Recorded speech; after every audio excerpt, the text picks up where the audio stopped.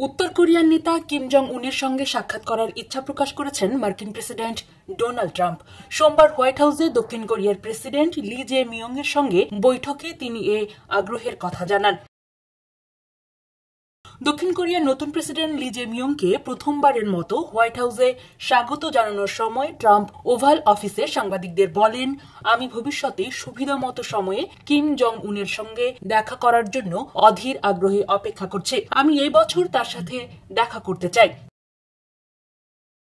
পরে বৈঠকে ট্রাম্প ও লি কোরীয় উপদ্বীপের শান্তি প্রতিষ্ঠা ও পিয়ংইয়ং এর পারমাণবিক সক্ষমতা নিয়ে আলোচনা করেন। দুই কোরিয়ার মধ্যে শান্তি প্রতিষ্ঠায় ট্রাম্পের সহায়তা চান লি।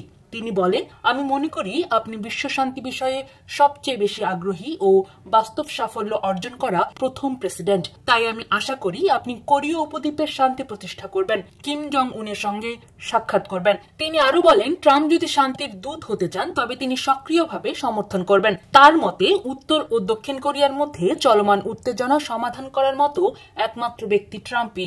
কোরীয় যুদ্ধ 1953 সালে অস্ত্রবিরতির মাধ্যমে শেষ হলেও এখনো শান্তি চুক্তি হয়নি। এ প্রেক্ষাপটে দুই দেশ কার্যত যুদ্ধাবস্থাতেই রয়েছে। তবে ট্রাম্প ও কিমের মধ্যকার বৈঠক আদৌ সম্ভব কিনা তা অনিশ্চিত। ট্রাম্পের মন্তব্যের বিষয়ে উত্তর কোরিয়ার রাষ্ট্রীয় গণমাধ্যম জানিয়েছে, যুক্তরাষ্ট্র দক্ষিণ কোরিয়ার যৌথ সামরিক মহড়া আসলে কোরীয় উপদ্বীপ দখল করার প্রস্তুতি। এদিকে কিম জং উন ও তার বোন কিম ইয়ো জং সাম্প্রতিক সময়ে তীব্র হুঁশিয়ারি দিয়ে জানিয়েছেন তারা উত্তর কোরিয়ার পারমাণবিক অস্ত্রভান্ডার ধরে রাখবেন আর আক্রমণের শিকার হলে দক্ষিণ কোরিয়াকে ধ্বংস করে দেবেন।